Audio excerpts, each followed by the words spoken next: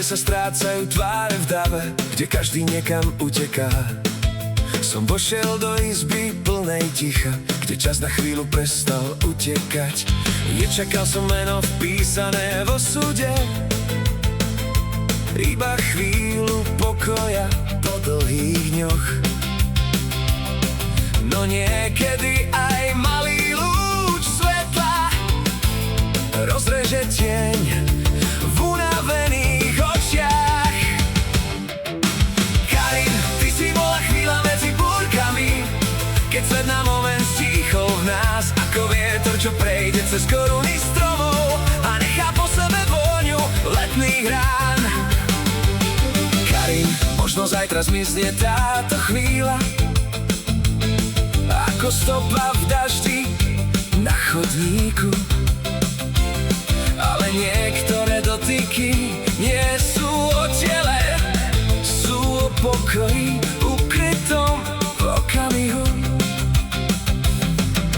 Viem, že život nepíše rozprávky, že každý kráča vlastnou cestou. Niektorí ľudia prídu iba na chvíľu, no aj tá chvíľa môže byť piesňou.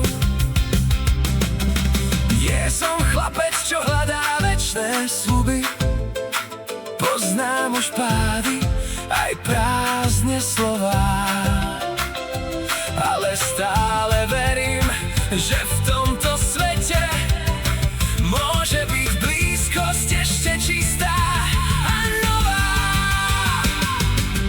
Karin, ty si bola chvíľa medzi búrkami, malý ostrov uprostred dní, keď unavené srdce zabudne bojovať a na pár minút iba pokojne sní.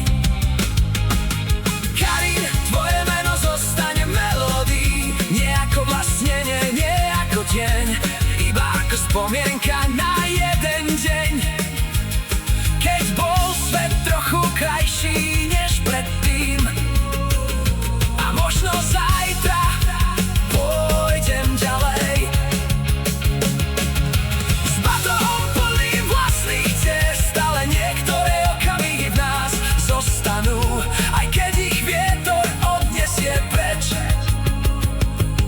Lebo človek nehľadá iba dotyk rúk, niekedy hľadá dôkaz, že ešte cíti, že pod prachom rokov a starých rán stále horí malý plameň v hrudi. Karin, iba jedno meno v nekonečnom svete, iba jeden deň v kalendári dní, a predsa niektoré malé chvíle dokážu zostať navždy v nás ukryté.